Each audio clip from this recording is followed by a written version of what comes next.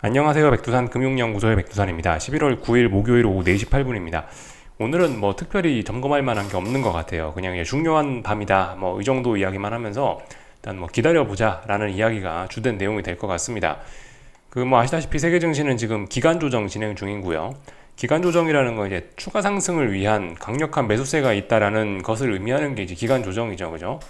그래서 이제 보시면 일부 증시들은 뭐 예를 들면 일본 오늘 이렇게 급등 마감하면서 보시다시피 이 기간 조정을 끝내고 싶은 이런 모습을 보여줬습니다.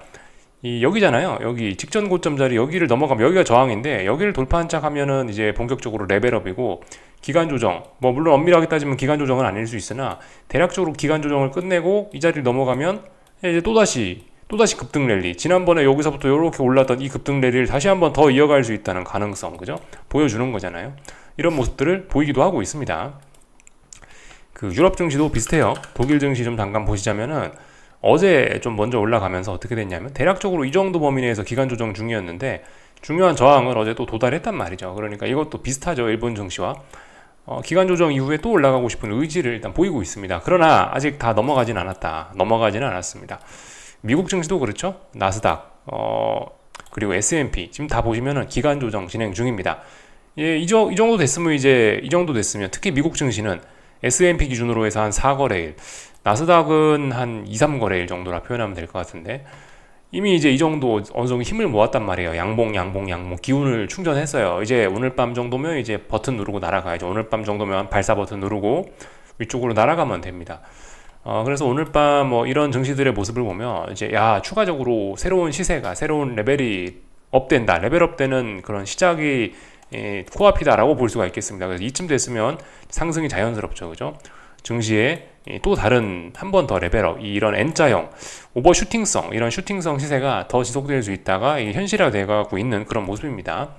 그래서 이제 오늘 밤은 뭐예요? 이제 상승이 좀 자연스러운 날입니다. 증시 입장에서는 특히 뭐 유럽 증시라든가 뭐 일본이라든가 물론 일본은 내일 확인하면 되겠지만 하여튼 미국이라든가 오늘은 이제 상승이 순리란 말이에요. 순리.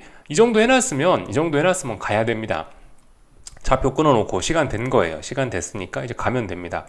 근데 이제 못 가면은 이제 뭐 여기서 분위기가 또 급속히 또 식어지는 겁니다. 가야 될 타이밍을 놓치면 이제 반대로 또 기회가 돌아오기 때문에 또 오늘 밤 중요한 날입니다. 미국 증시 추가 상승이 자연스럽고 뭐 그런 상황인데 여기서 이제 방향성을 못 가면은 이제 또 골 때려지는 겁니다. 반대쪽으로 또 하방 베팅의 기회가 또 열릴 수 있는 겁니다. 그래서 하여튼 지켜보면 된다. 오늘 밤까지 원래 어제가 중요한 날이다를 말씀을 드렸는데 어제 결론을 딱 내지 않았어요. 그래서 오늘까지 이 좀 지루한 어떤 방향 결정이 좀 미루어진 거고 물론 오늘 밤도 또 지지부진하게 또 결론이 안 날 수도 있죠. 그러나 오늘 밤 이래저래 결정이 날 것 같긴 합니다. 미국 증시의 이런 분위기를 보면 오늘 밤은 오를 거면 지가 오를 생각이 있으면 오늘 밤은 오르겠지라는 생각이에요. 근데 이렇게 해놨음에도 불구하고 못 오르면 이제 방향이 또 이제 턴이 바뀐다, 그죠? 이렇게 생각하시면 될 것 같고 지금 증시가 이렇게 분위기로 봐선 더 오르는 게 자연스러워 보이는데요. 이거를 뒷받침하는 게 있죠, 그죠? 금리가 어제 어떻게 됐어요? 이거 30년물 선물인데요. 30년물 선물 기준으로 봤을 때 지금 이미 여기를 돌파한 척 한 거예요. 이게 일봉상으로 봤을 때 카메라를 잠깐 끄고 여기가 어떤 의미 있는 직전 고점이 되겠습니다. 쭉 빠지다가 여기까지 반등을 했었고 반등의 의미 있는 고점이 여기고 이 자리가 붕괴되면서 다시 이렇게 쭉쭉쭉 빠진 건데요. 그렇기 때문에 어떤 이런 큰 하락 추세를 결정짓는 데 있어서 이 자리가 굉장히 중요한 어떤 어떤 추세를 판단하는 그런 기준이란 말입니다. 무거운 저항이죠. 무거운 저항이기 때문에 제가 어제 이게 이제 다시 이렇게 선물이 아래로 가지 않겠냐, 이 얘기는 금리가 다시 올라가지 않겠냐라고 생각을 했는데 어제 오히려 레벨업을 했어요. 이 뭐 금리로 보나 뭐 선물 가격으로 보나 똑같습니다. 중요한 가격대를 돌파한 척했기 때문에 얘가 위쪽으로 또 올라가는 거 자연스러워 보입니다. 얘가 이렇게 더 올라감에 따라서 지난번 만들어놨던 이 바닥의 진위, 이 바닥의 신뢰도는 더욱더 높아지는 거죠, 그죠? 그래서 일단은 금리가 이렇게 떨어지기 시작했다. 그리고 이 선물 가격이 이게 이렇게 오르기 시작했다라는 거는 증시의 오버슈팅 랠리 뭐 이런 거를 더욱더 정당화해주는 그런 어떤 좋은 밑바탕이라고 볼 수가 있겠습니다. 그래서 하여튼 오늘 밤에 보면 돼요. 어제 상승했던 게 속임수라 갖고 만약 다시 되돌려지면은 증시가 또 빠지면서 가야 될 때 못 가면서 분위기가 안 좋아질 수 있겠죠. 이런 점들을 이제 위주로 해서 보시면 될 거다. 이렇게 일단 말씀을 좀 드려봤습니다. 금리와 관련된 뭐 어떤 저의 생각은 아직까지 바뀌지는 않았는데요. 하여튼 어젯밤에 그런 모습을 보면서 10년물 국채 금리 기준으로 좀 말씀을 좀 드려보자면은, 일단은 그 보시면 지난번에 이렇게 강하게 올랐었는데 5%를 만나자마자 이제 힘이 쭉 빠져갖고 이미 여기까지 내려와 버렸단 말이에요. 이미 여기까지 내려온 이런 모습을 봤을 때 어쩌면 일단은 엄청난 오버슈팅은 안 나올 수도 있겠다라는 생각 정도는 해도 괜찮을 것 같습니다. 오버슈팅의 가능성은 좀 낮아지고, 우리 지금까지 몇 달 동안 나스닥 꼬라지 보고 계시죠. 나스닥의 그 답답한 꼬라지를 보고 계신데, 그런 모습으로 앞으로 진행될 수도 있겠다라는 생각이 한편으로 좀 들기도 하고요. 그러니까 무슨 이야기를 하는 거냐면은, 이 앞 10년물 국채금리의 상승이 뭐 일단 거의 끝나가긴 하는데 어떻게 끝낼 것이냐, 뭐 이런 거에 관련된 이야기인데, 10년물 국채금리 쭉 상승 추세로 올라오고 있는데 지금 이제 거의 다 온 것 같긴 하다. 솔직히 여기서 5%면 거의 다 오긴 거의 다 왔는데, 오버슈팅이 한 방 남았다라고 생각을 지금까지 좀 그걸 가능성 높게 생각했었는데, 어제 일단 이렇게 많이 빠진 걸 보니까 오버슈팅 가능성은 조금 좀 낮아진 것 같고, 나스닥처럼 이렇게 나스닥 그 올해 내내 이렇게 올랐잖아요. 7월 달까지 이렇게 올랐잖아요. 그리고 나서 시원하게 빠졌나요? 아니죠. 시원하게 빠진 게 아니고 빌빌 하면서 몇 달째 박스권에서 아직도 이 자리에서 놀고 있습니다. 그죠? 우리 이런 걸 확인을 했어요.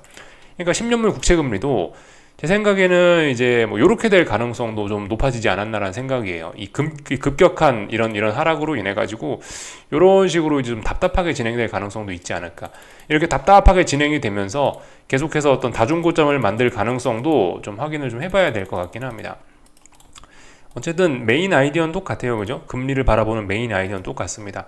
금리의 뭐 어떤 금리의 상승 자체는 일단 아직 끝났다라고 이야기하기는 어렵다. 기술적으로 봐도 그렇고 그냥 논리적으로 생각을 해봐도 그렇습니다. 파월의장 이야기 있잖아요. 파월의장 이야기. 그 뭐 계속해서 우리는 뭐 인플레와의 싸움을 지속해 나가야 된다, 이런 이야기 하고 있지 않습니까? 더군다나 미국 경제가 좋은 게 지금 이런 측면에서 낙제로 또 작용을 하고 있는데, 미국 경제가 좋으니까 파월의장이 이게 금리를 인하하거나 뭐 어쨌든 그 미국 경제가 좋으니까 계속 또 인플레와의 싸움을 지속할 수 있기도 한 겁니다. 그러니까 그런 점들로 인해서 어쨌든 이 금리의 하방은 좀 제한적일 것이다. 그렇다라고 해서 이 금리의 상승이 다 온전히 끝난 것도 아니고, 그래서 그 애매한 지금 그 일단 베이스 시나리오, 아직은 베이스 시나리오라고 일단 뭐 보고는 있습니다. 물론 어제 사실상 이제 레벨 다운이 되면서 죽겠다라는 의지를 보이긴 했습니다만, 하여튼 아직까지는 이 박스권인 것 같고, 하여튼 더 올라갈 수 있다. 그리고 여기서 꺾일 수도 있긴 있는데, 이 5%라는 고점을 확인하는 고통스러운 과정이 좀 굉장히 많이 남지 않았겠느냐, 나스닥 보이는 것처럼, 이런 생각을 좀 해봤습니다. 여기서 오버슈팅이 물론 나올 수도 있습니다. 오버슈팅이 나와서 5%를 아마득히 뛰어넘고, 저 멀리 뛰어넘어갖고 올라갈 수 있는 건데, 근데 이렇게 하락하는 꼴을 보니까 그래도 좀 박스권으로 여러 번 5%에 도전을 하면서 다중고점형 정도를 만들어내지 않을까, 이런 생각 조금 좀 해봤어요. 어쨌든 5% 부근이 무거운 저항인 거는 어느 정도 좀 확인이 되어가고 있습니다. 그래서 뭐 이런 이야기 정도 드리면 될 것 같고요. 뭐 장단기 금리 이런 측면에서 봐도 아직까지도 어떤 장단기 금리가 지금 계속해서 또다시 역전이 되고 있죠. 그죠? 잠깐 장단기 금리 차트 보면서 좀 이야기를 좀 할까요? 잠시만요. 뭐 좀 전에 사실 뭐 금리 이야기하면서 다 어느 정도 뭐 이야기가 뭐 된 것 같긴 한데, 그래도 뭐 한 번 더 뭐 조금만 더 이야기를 하자면은, 장단기 금리 차입니다. 10년물, 2년물, 이게 제 생각엔 어떤 좋은 기준인 것 같고요. 지금 보시면은 이런 식으로 해서 이 7월 뭐 혹은 8월 달부터 해가지고 이렇게 쭉 상승 추세를 이어나가고 있죠. 그죠? 그래서 일단 그 마이너스 0.15에서 일단 한번 이번에 저항을 세게 맞고, 여기가 이제 10년물 금리 5%가 도달한 지점이 바로 여기죠. 여기 저항을 맞고 지금 이렇게 지금 떨어지고 있는 상황입니다. 이거 사실 지금 이거 기술적으로만 보면은 이게 지금 굉장히 답답한 박스권에 일단 갇힐 가능성이 좀 높다라고 보여집니다. 왜냐면은 이게 건전한 조정이라면은 이렇게 직전 저점까지 내려왔어서는 안 됐을 것 같거든요. 근데 이번에 생각보다 조정이라고 하기엔 좀 굉장히 많이 내려왔습니다. 하지만 이 장단기 금리차 역전이 여기서 멈출 거라고 보기는 좀 어렵다라고 생각을 합니다. 말씀드렸다시피 일단 베이스 시나리오, 그죠? 베이스 시나리오 그런 걸 아직도 인플레와의 싸움 어쩌고 저쩌고 하고 있는 걸 이야기하고 있는 파월 의장이나 뭐 건조한 아주 견조한 미국 경제를 고려를 해보면은 계속해서 일단 이 장단기 금리 차의 정상화는 진행이 될 것 같긴 한데, 이 보시면 조정이 좀 길어지고 있다. 물론 이 오늘 밤 정도 되면 솔직히 여기 이제 장단기 금리차 입장에서도 여기가 이제 직전 저점 어떤 중요한 지지선이지 않습니까? 그래서 이 자리에서 일단 이 조정이 마무리가 될 가능성도 없진 않은데, 일단 하여튼 조금 좀 많이 빠지긴 했다. 그래서 당분간 뭐 이런 걸 기준으로 좀 보셔도 뭐 괜찮을 것 같긴 합니다. 금리, 장기물 금리가 그럼 다시 언제 오르냐? 뭐 이런 자리 부근에서 한 번쯤 올라갈 시도를 할 수는 있겠죠. 잘 봐야 됩니다. 그래서 이제 만약에 오늘 밤에 장단기 금리가 다시 한번 여기 자리를 붕괴시키면서 팍 떨어진다 라고 한다면 이제 진짜 본격적인 금리 언더슈팅, 또 그리고 증시의 오버슈팅, 이런 거를 현실화로 받아들여야 될 수 있겠습니다. 아직은 근데 아닌 것 같아요. 아직은 조금 더 볼 여유가 있습니다. 그러니까 지금까지 증시가 빠졌던 과정에서 보면 이렇게 그죠, 장단기 금리가 역전됐던 게 정상화가 되면서 증시가 쭉쭉쭉 빠졌었던 거잖아요. 장단기 금리 입장에서 이런 관점으로 봐도 똑같다. 얘가 아래쪽으로 빠지면은 얘가 아래쪽으로 더 빠지면 증시는 더욱 세차게 오를 수 있겠죠. 이런 생각 해보시면 좋을 것 같아요. 하여튼 장기금리가 올라가면 여기서 얘도 다시 이렇게 위쪽으로 올라갈 겁니다. 그죠? 장기금리가 계속해서 떨어지고 금리의 언더슈팅, 장기금리 언더슈팅이 나타나면 얘도 계속해서 쭉쭉쭉쭉 떨어질 거고요. 이런 관점에서 보셔도 좋겠다. 마침 제가 이게 오늘 보여드렸는데 마침 직전 저점 자리에서 딱 걸쳐 있구나. 어떤 지지력을 이야기할 만한 자리이긴 하구나. 이 정도 생각 해보시면서 일단 가볍게 보시면 좋을 것 같습니다. 쭉 다 이야기를 해드렸고요. 뭐 지금까지 이제 그래서 뭐 금리가 오버슈팅 시나리오가 어쩌고 저쩌고 하고 있지 않습니까? 제가 이번 주에 지금 하는 이야기가요. 뭐 이미 뭐 다들 아시는 이야기이긴 하겠지만은 지금 사실 그래요. 10월 말쯤부터 해가지고 증시가 바닥을 다지고 몇 주간 진행되던 이 하락 파동을 끝내고 급반등을 해왔습니다. 이 급반등, 이게 사실 지금 이 시세, 그러니까 지금 진행된 이 시세가 상당히 좀 기술적으로 좀 부담스러운 면이 없지는 않습니다. 너무나 급격하게 움직였기 때문에. 그러니까 이런 자리에서 올라오면서 지난번에 어떤 밀려있던 숙제들을 잘 하면서 올라왔냐? 솔직히 그러지 못했거든요. 급등 아시죠? 몇 가지 재료들을 활용해갖고 금리가 폭락을 하면서 증시가 대폭등을 하면서 이렇게 올라온 거란 말이죠. 그래서 이 자리에 대한 신뢰도는 사실 조금 좀 우리 의심을 해볼 만합니다. 지난번에 이렇게 고통스럽게 빠졌는데 이게 물론 이렇게 증시가 급등할 만한 이유는 분명히 다 이해를 하죠. 그죠? 그런 재료들이 있었다는 건 우리가 이해는 합니다만은, 야, 그래도 너무 기술적으로 이거 급격한 움직임 아니냐, 니네 너무 피곤하지 않니? 이런 생각은 충분히 해볼 수 있는 자리고, 그렇기 때문에 어떤 뭐 슈팅성 시세라는 표현을 하고 있는데, 여기서 이제 기간 조정을 끝내고 나서 또 다시 오른다라고 한다면은 결과적으로 이거는 이런 비슷한 시세가 또 나올 수 있거든요. 그러면은 말씀드렸던 어떤 그죠, 이런 걸 고려해 보면은 여기서 더 오르는 거는 엄청난 사실 오버슈팅이라고 표현을 하는, 일단 뭐 그렇게 표현할 수 있을 것 같다. 그래서 이제 오버슈팅 가능성 뭐 그런 식으로 이야기를 해드리는 겁니다. 그냥 건전한 상승이라기보다는 여기서 니네가 오르면 또 지난번에 올랐던 것처럼 그렇게 폭발적으로 오를 수 있거든요. 그죠? 지난번에 이렇게 올랐던 것처럼. 그러니까 여기서 일단 슈팅 가능성이라고 제가 표현을 드리는 거예요.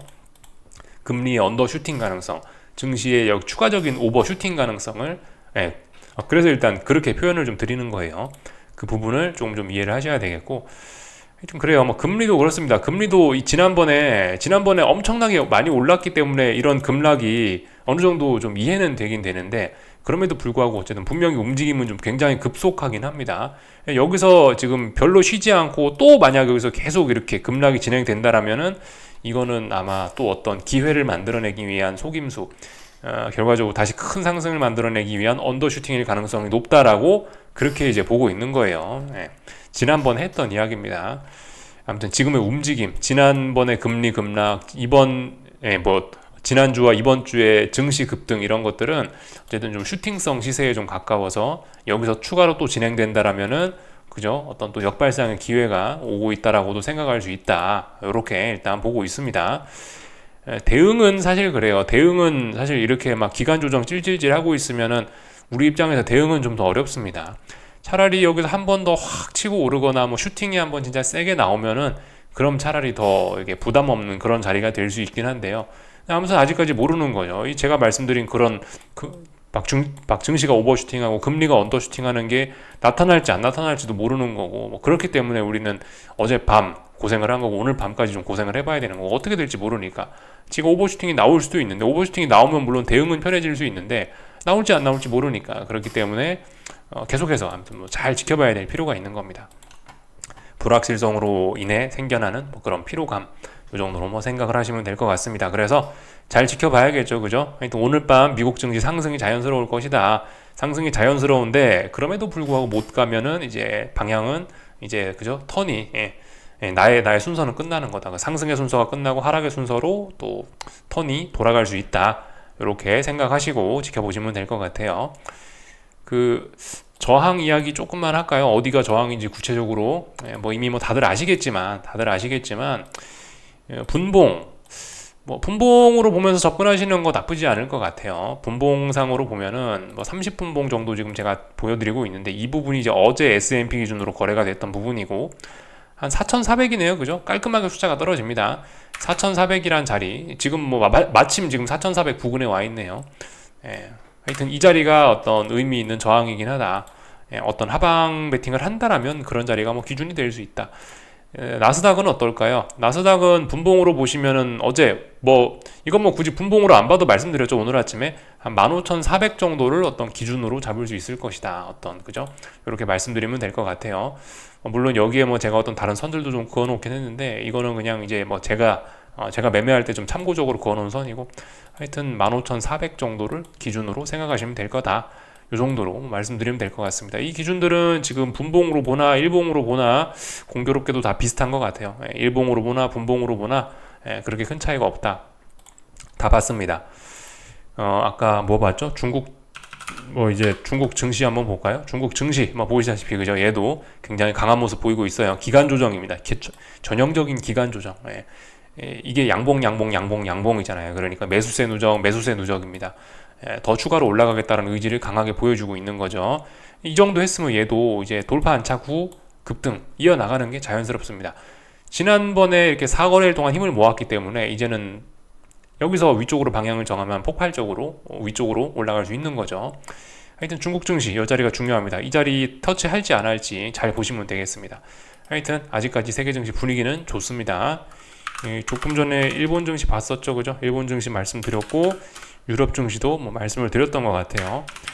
환율 쪽은 다 특별한 변화 없는 것 같아요. 다들 눈치 보면서 지금 조용조용히 움직이는 것 같습니다. 눈치 보면서 이거는 그죠? 이거는 저기 달러 위안 환율인데 뭐 특별히 변화 없고요.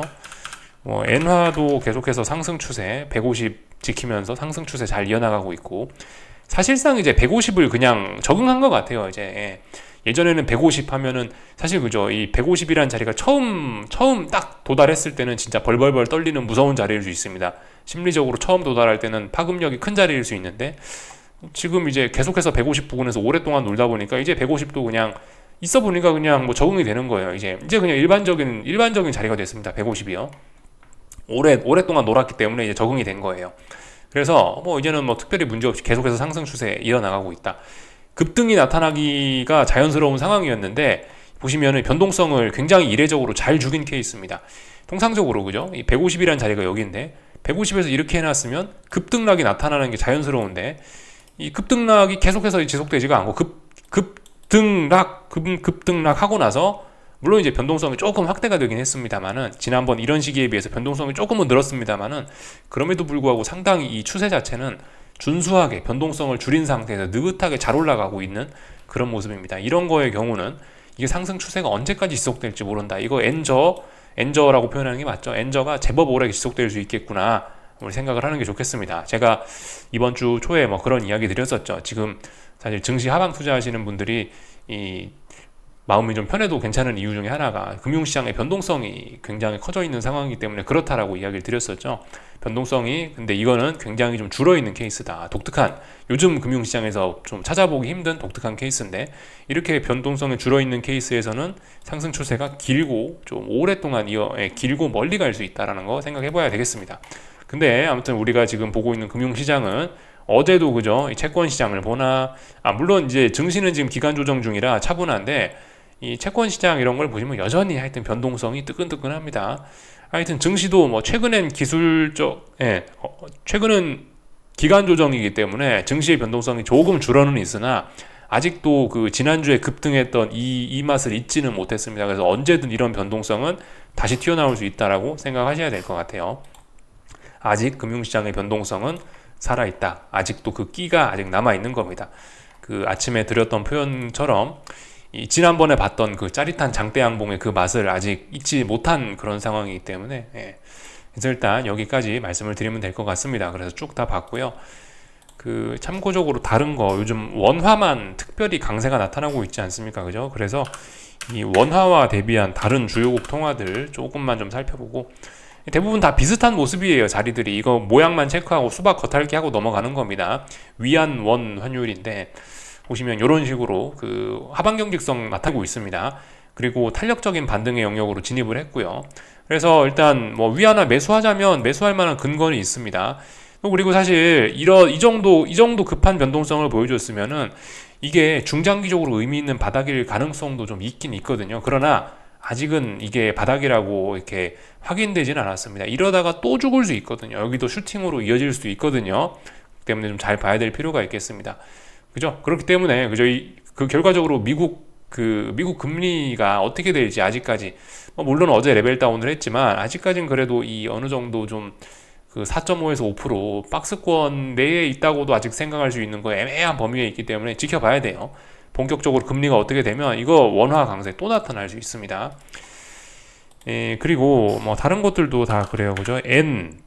원 환율도 엔화 원화 환율도 보시면 이제 하반경직성 어느 정도 보이고 있어요. 얘는 가벼운 어떤 기간 조정 정도 이런 모습이라고 보여지는데 얘를 보면 더욱 명확히 보이죠. 더 갈 수 있어요. 더 실제로 안 그래도 저기 뉴스를 보니까 언론에서 보니까 요즘 엔화가 싸다고 뭐 이 며칠 사이에 엔화 매수에 뭐 수백억 원의 뭉칫돈이 몰렸다라는 그런 뉴스를 본 적이 있긴 있거든요.